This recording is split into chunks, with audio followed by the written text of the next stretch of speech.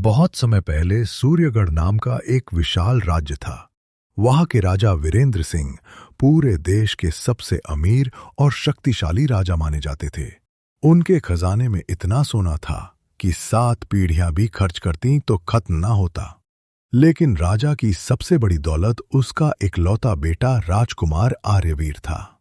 जन्म से ही राजा ने तय कर लिया था, एक दिन मेरा बेटा पूरी दुनिया का सबसे शक्तिशाली राजा बनेगा। पूरे महल में तलवारबाजी, घुड़सवारी, युद्ध कला और राजनीति के सबसे बड़े गुरु बुलाए गए। लेकिन जब भी कोई तलवार लेकर आता, आर्यवीर की नजर रसोई में चली जाती। महल की रसोई से आती घी की खुशबू उसे अपनी ओर खींच लेती। एक दिन महल का मुख्य रसोइया गर्मा गर्म जलेबी बना रहा था। आर्यवीर चुपके से उसके पास पहुंचा। काका, ये गोल गोल कैसे बनाते हो? रसोइया मुस्कुराया। रसोइया: राजकुमार, ये राजघरानों का काम नहीं है। लेकिन मुझे भी ये सीखना है। रसोइया डर गया। अगर राजा को पता चल गया तो मेरी गर्दन चली जाएगी। उसी समय राजा वीरेंद्र वहां आ गए। उन्होंने बेटे को रसोई में देखकर गुस्से से कहा, राजकुमार, तुम तलवार छोड़कर कढ़ाई पकड़ोगे? शाही खून कभी खाना नहीं बनाता। आर्यवीर ने धीरे से कहा, पिताजी, राजा बनने से पहले इंसान बनना जरूरी है। खाना बनाकर लोगों के चेहरे पर मुस्कान लाना भी किसी युद्ध जीतने से कम नहीं। राजा का चेहरा गुस्से से लाल हो गया। आज के बाद रसोई के आसपास भी दिखाई दिए तो याद रखना। राजकुमार चुप हो गया, लेकिन उसके दिल से खाना बनाने का सपना कभी नहीं गया। कुछ साल बाद आर्यवीर अब जवान हो चुका था। दिन में वो राजकुमार था, लेकिन रात होते ही वो साधारण कपड़े पहनता, चेहरे पर नकली दाढ़ी लगाता और महल के पिछले दरवाजे से चुपके से निकल जाता। पास के गांव मोहनपुर में एक पुराना लकड़ी का ठेला था। उस पर लिखा था, भोला हलवाई की मशहूर देसी घी जलेबी। लेकिन असल में भोला हलवाई कोई और नहीं, वही राजकुमार आर्यवीर था। हर रात वो देसी घी गर्म करता, अपने हाथों से जलेबी का घोल तैयार करता और ऐसी पतली, कुरकुरी और रसीली जलेबी बनाता कि उसकी खुशबू पूरे गांव में फैल जाती। धीरे धीरे दूर दूर के लोग सिर्फ उसकी जलेबी खाने आने लगे। कोई कहता, इस हलवाई के हाथों में जरूर भगवान का आशीर्वाद है। लेकिन किसी को नहीं पता था कि वो गरीब हलवाई असल में पूरे राज्य का राजकुमार है। उधर इसी राज्य की नई रानी अनन्या भी खाने पीने की बहुत शौकीन थी। उसे हर दिन नई नई चीजें चखने का शौक था। एक दिन उसकी दासी ने कहा, महारानी, गांव में एक हलवाई है जिसकी जलेबी का स्वाद खाने के बाद लोग किसी और की जलेबी नहीं खाते। रानी की आंखें चमक उठी। सच? तो कल हम वहीं चलेंगे, लेकिन किसी को पता नहीं चलना चाहिए कि मैं रानी हूं। उधर आर्यवीर अपनी अगली खेप की जलेबी तल रहा था और उसे बिल्कुल भी अंदाजा नहीं था कि अगले दिन उसकी जिंदगी हमेशा के लिए बदलने वाली है। क्योंकि उसकी पहली ग्राहक बनने वाली थी खुद उसकी होने वाली रानी। अगली सुबह सूरज की पहली किरण के साथ ही पूरा मोहनपुर गांव जाग चुका था। गली गली में बस एक ही चर्चा थी, भोला हलवाई की जलेबी आज फिर सबसे पहले खत्म हो जाएगी। उधर महल में रानी अनन्या आईने के सामने खड़ी थी।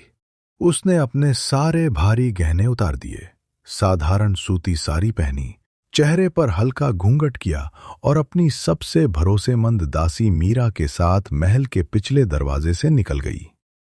मीरा: महारानी, अगर किसी ने पहचान लिया तो? अनन्या: आज मैं रानी नहीं, बस खाने की शौकीन एक आम लड़की हूं। दोनों पैदल चलते चलते मोहनपुर पहुंची।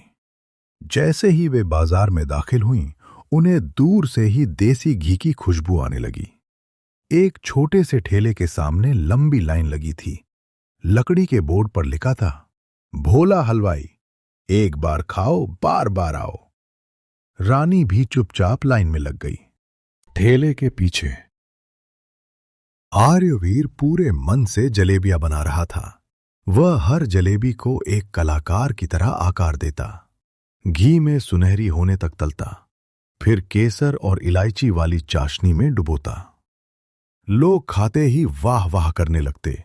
एक बूढ़े बाबा बोले, बेटा, तेरी जलेबी में ऐसा स्वाद है जैसे माँ के हाथों का प्यार। आर्यवीर मुस्कुराकर बोला, बाबा, खाना पेट नहीं, दिल भरना चाहिए। रानी ये सुनकर चौंक गई। एक गरीब हलवाई, इतनी बड़ी बात। कुछ देर बाद उसकी बारी आई।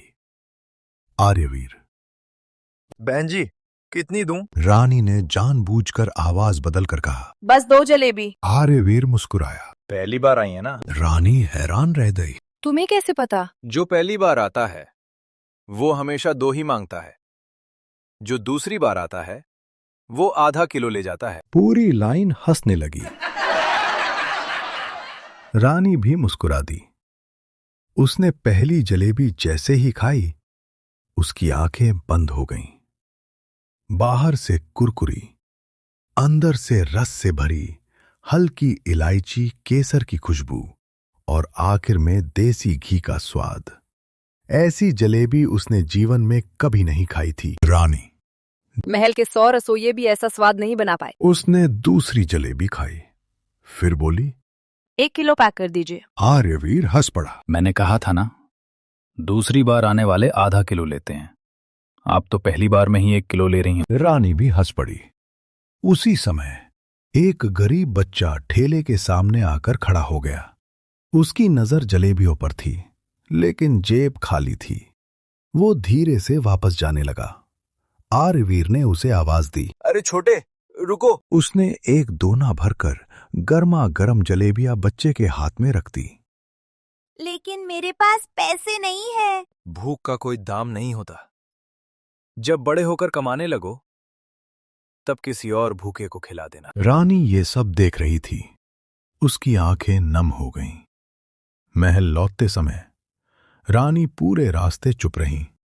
मीरा बोली, महारानी, क्या सोच रही हैं? रानी ने धीमे से कहा, मीरा, आज पहली बार किसी इंसान को खाना बनाते नहीं, दिल बांटते देखा है। उस रात रानी को नींद नहीं आई। बार बार वही हलवाई उसके सामने आ रहा था। उसकी मुस्कान, उसकी बातें और उसका गरीब बच्चे को खिलाना। आखिर उसने फैसला किया, मैं कल फिर जाऊंगी, लेकिन इस बार सिर्फ जलेबी खाने नहीं, उस इंसान को समझने। उधर महल में राजा वीरेंद्र ने अपने सैनिकों को आदेश दिया, मुझे खबर मिली है कि कोई रहस्यमय हलवाई पूरे राज्य में मशहूर हो गया है। उसे राजमहल बुलाया जाए। अगर वो इतना अच्छा खाना बनाता है तो वो सिर्फ गांव में नहीं, महल में भी होना चाहिए। लेकिन राजा को क्या पता था, जिस हलवाई को वो बुलाना चाहता है वो कोई और नहीं, उसका अपना बेटा था। क्या आर्यवीर अपनी असली पहचान छिपा पाएगा या उसका सबसे बड़ा राज सबके सामने आ जाएगा? अगली सुबह राजा वीरेंद्र के सैनिक मोहनपुर पहुंच गए। सैनिकों ने पूरे गांव में पूछताछ शुरू कर दी। यहां भोला हलवाई कौन है? गांव वालों ने एक साथ ठेले की तरफ इशारा किया। आर्यवीर का दिल जोर जोर से धड़कने लगा। वह समझ गया कि अब उसका राज ज्यादा देर तक छिपने वाला नहीं है। सैनिक उसके पास पहुंचे। सैनिक, तुम्हें महाराज ने राजमहल में बुलाया है। आर्यवीर ने घबराकर पूछा, मुझे? लेकिन मैंने ऐसा क्या किया है? सैनिक बोला, महाराज ने तुम्हारी जलेबी की बहुत तारीफ सुनी है। वो चाहते हैं कि तुम आज महल में खाना बनाओ। आर्यवीर के पास मना करने का कोई रास्ता नहीं था। उसी समय रानी अनन्या भी वहां पहुंच गई। वो जैसे ही ठेले के पास आई, उसने देखा कि सैनिक भोला हलवाई को महल ले जाने वाले हैं। रानी तुरंत समझ गई कि कुछ गड़बड़ है। वो धीरे से आर्यवीर के पास गई और बोली, डरिए मत, मैं आपके साथ हूं। आर्यवीर ने पहली बार उसकी आंखों में ध्यान से देखा।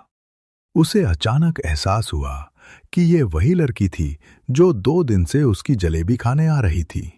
लेकिन वो अभी भी नहीं जानता था कि वो स्वयं रानी है। आर्यवीर को महल लाया गया। राजा अपने सिंहासन पर बैठे थे। जैसे ही उन्होंने भोला हलवाई को देखा, उनकी आंखें सिकुड़ गईं। उन्हें उस हलवाई की चाल और आवाज कुछ जानी पहचानी लगी। राजा, अपना चेहरा ऊपर करो। आर्यवीर ने सिर उठाया। राजा कुछ क्षण उसे देखते रहे, फिर बोले, आज तुम मेरे लिए जलेबी बनाओगे? अगर तुम्हारी जलेबी वैसी ही हुई जैसी लोगों ने बताई है तो तुम्हें शाही रसोई का प्रमुख बना दूंगा। आर्यवीर ने सिर झुकाया। जैसी आपकी आज्ञा महाराज। वह रसोई में गया। उसने आटा घोला, केसर डाली, इलायची मिलाई और देसी घी गर्म किया। कुछ ही देर में पूरे महल में जलेबी की खुशबू फैल गई। राजा ने पहली जलेबी उठाकर खाई। एक पल के लिए वो बिल्कुल शांत हो गए, फिर बोले, ये स्वाद। उनकी आंखों में अचानक पुरानी यादें तैरने लगी। उन्हें वर्षों पहले का वो दिन याद आया जब उनका छोटा बेटा रसोई में जलेबी बनाना सीखना चाहता था। राजा ने सैनिकों से कहा, इस हलवाई की दाढ़ी हटाओ। आर्यवीर का चेहरा सफेद पड़ गया। सैनिक आगे बढ़े। उन्होंने नकली दाढ़ी हटाई और पूरे दरबार में सन्नाटा छा गया। राजा सिंहासन से खड़े हो गए। आर्यवीर? दरबार में हर कोई हैरान था। राजकुमार जमीन पर घुटनों के बल बैठ गया। मुझे क्षमा कर दीजिए पिताजी। राजा कुछ नहीं बोले। कुछ पल बाद उन्होंने पूछा, तुमने ऐसा क्यों किया? आर्यवीर ने सिर उठाकर कहा, क्योंकि मुझे खाना बनाना पसंद है। मैंने कभी आपका राज्य या ताकत नहीं चाही। मैं बस चाहता था कि मेरे हाथों से बना खाना किसी के चेहरे पर खुशी ला सके। लेकिन मुझे डर था कि आप मुझे कभी स्वीकार नहीं करेंगे। राजा की आंखें नम हो गईं। उसी समय रानी अनन्या आगे आई। महाराज, इसमें इनकी कोई गलती नहीं है। राजा ने उसकी ओर देखा। तभी आर्यवीर ने पहली बार जाना कि जिस लड़की को वो गांव की आम लड़की समझ रहा था, वो उसकी पत्नी रानी अनन्या थी। आर्यवीर हैरान रह गया। आप रानी हैं? अनन्या मुस्कुराई। और आपकी जलेबी की सबसे बड़ी प्रशंसक भी। पूरा दरबार हंस पड़ा। राजा कुछ देर सोचते रहे, फिर उन्होंने अपने बेटे को प्यार से देखा। राजा, मुझे लगा था कि ताकतवर राजा वही होता है जो सबसे ज्यादा राज्यों पर राज करे, लेकिन आज समझ आया, असली राजा वो है जो लोगों के दिलों पर राज करे। उन्होंने उसी दिन घोषणा की, आज से आर्यवीर को अपनी पसंद का काम करने की पूरी आजादी होगी। वो राजकुमार भी रहेगा और शाही रसोई का प्रमुख भी बनेगा। आर्यवीर की आंखों में खुशी के आंसू आ गए। उसने अपने पिता के पैर छुए। कुछ महीनों बाद राजमहल के बाहर एक विशाल भोजनालय बनाया गया। उसका नाम रखा गया राजा की जलेबी। लेकिन उसकी खासियत ये थी कि गरीबों के लिए खाना मुफ्त मिलता था। आर्यवीर खुद रसोई में खाना बनाता। रानी अनन्या नए नए पकवान चखती और उसकी मदद करती। और राजा वीरेंद्र, वो हर शाम अपने बेटे की बनाई जलेबी खाने आता। एक दिन राजा ने मुस्कुराकर कहा, आर्यवीर, तुम्हारी जलेबी ने मुझे एक बात सिखा दी। हर बच्चे का सपना उसके पिता का सपना नहीं होता। कभी कभी बच्चों को अपनी राह चुनने देना ही सबसे बड़ी जीत होती है। आर्यवीर मुस्कुराया। उसने एक गर्मा गर्म जलेबी अपने पिता की प्लेट में रखी और कहा, और पिताजी, आज की जलेबी मेरी तरफ से। राजा ने जलेबी खाई और हंसते हुए कहा, अब समझ आया कि तू राजा बनने से पहले हलवाई क्यों बनना चाहता था। पूरा महल हंसी से गूंज उठा।